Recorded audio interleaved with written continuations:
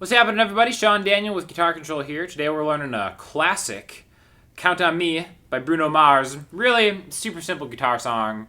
There are only two parts, kind of like a verse, a bridge, and then a chorus, which is the same as the verse, essentially. And it's just a feel-good song. It should be in everybody's repertoire if you're a performer or anything like that. Make sure you click the link below because I'm going to have the chords for everything. And let's just break it down into two parts. So the whole thing is going to sound like this.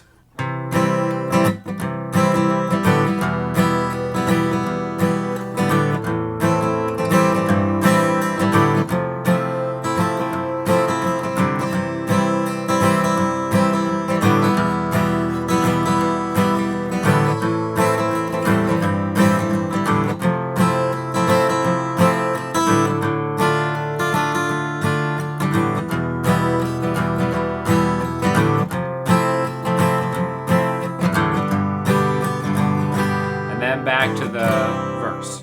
Okay, so the first part is just going to be C major, E minor, A minor with the G, and then F. Okay, so let's go through the chords real quick and then we'll talk about the strumming pattern, which is like a really classic strumming pattern that absolutely everybody should know, right? So C major, just traditional C major, ring finger, 3rd fret on the A string, middle finger, 2nd fret on the D string, open G, pointer finger, 1st fret on the B string. So that's going to be the strumming pattern, okay? If that's like 2 bars, 1, 2, 3, and 4, and 1, 2, 3, and 4, and. Now the reason I'm counting it like 1, 2, 3, and 4, and is because the word and is going to be upstroke, everything else is going to be downstroke.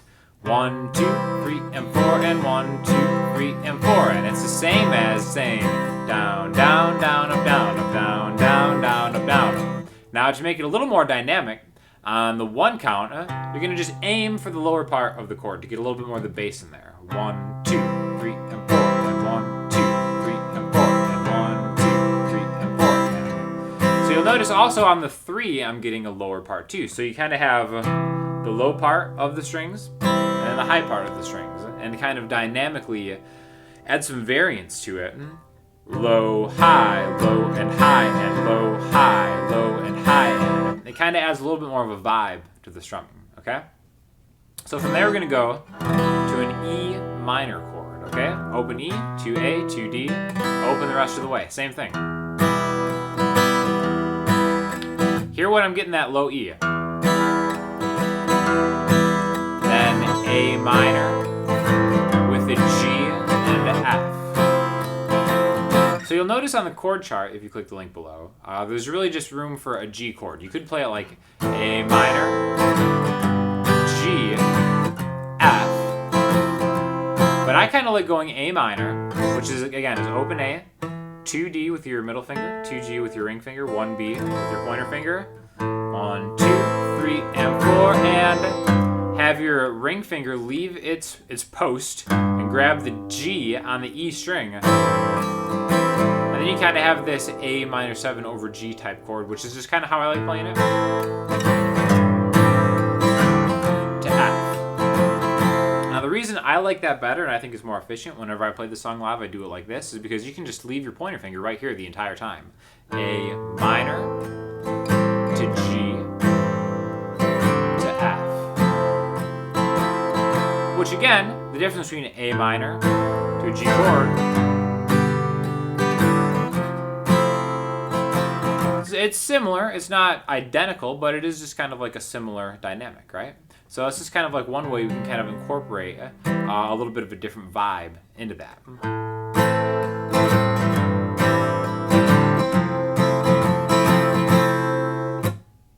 So now let's go to the bridge of the song, which is going to be D minor to E minor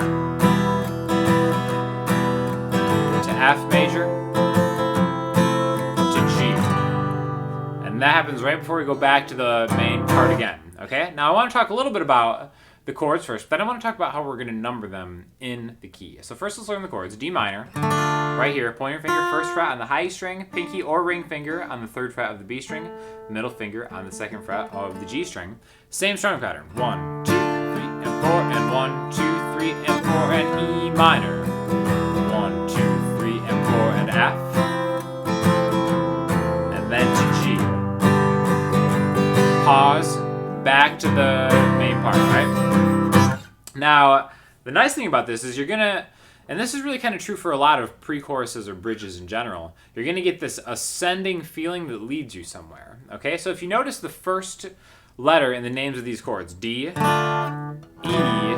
F, G, right? We're just ascending through the actual key of the notes in the key of C. C, D, E, F, G, A, B, right? Again, like I said before, this is in the key of C, all right?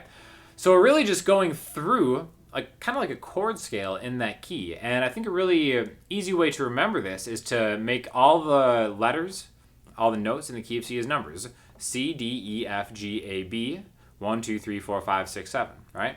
So D minor to E minor to F to G is really just a 2, 3, 4,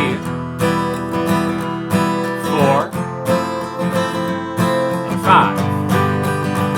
And if you start paying attention to some of these numbers, you'll notice that 5 is almost always, like 90% of the time, a 5 chord is followed by a 1 chord. So that's what's called the harmonic function of what is actually like a dominant 7 chord, is kind of like the music theory behind it. So the 5 chord and the 1 chord have a very strong relation. That's why you see C and G in a lot of different songs in the key of C, right? G is a very important chord that will lead you home to 1. So we can actually number the entire thing, right? Remember, the first part of the song was C, E minor,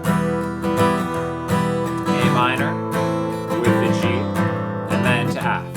Now, if we turn those into numbers, we have a 1, to a 3, to a 6, to a 5, to a 4. And then we can go to the pre-chorus, 2, 3, 4, 5. And then start back on 1.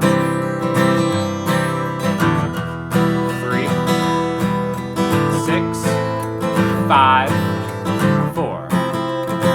Now, again, this is a great example of, well, didn't you just tell me that the 5 chord is almost always followed by the 1 chord? This is a great example of when it's not, we're descending back through something. 6, 5, 4. Almost always, the 5 chord will lead your ear to the 1 chord. One great example of when it doesn't is when you're kind of descending along a line, like a 6, 5, that's leading us to the 4. Otherwise, that 5 chord almost always wants to send you to the 1 chord, right? So this is kind of like a really easy way to maybe start breaking into some of the reasons to learn music theory, because it makes these songs so easy to learn. You know, on the one hand, this isn't a very difficult song conceptually, because like, okay, C, E minor, A minor, G, F, and the bridge D minor, E minor, F, G. It's like, okay, that's not impossible to remember. But it's so much easier being like, we're in the key of C, it's a 1, 3, 6, 5, 4, followed by a 2, 3, 4, 5. It's so much easier to communicate to another musician, so much easier to put down like a notepad. It's a lot easier to remember too. Now the last thing I want to do is when we have that transition between the bridge back to the chorus. So one thing that I like to do when I play this one live is, instead of going, so E minor, E minor, F, 4 to 1. One thing I like to do is take that F chord and actually just slide it 2 frets higher to get a different type of G. So now it'll sound like this. 1, 2, 3, 4, and F. I think it just has a little bit of a different kind of a sound when you go back to the C chord, right?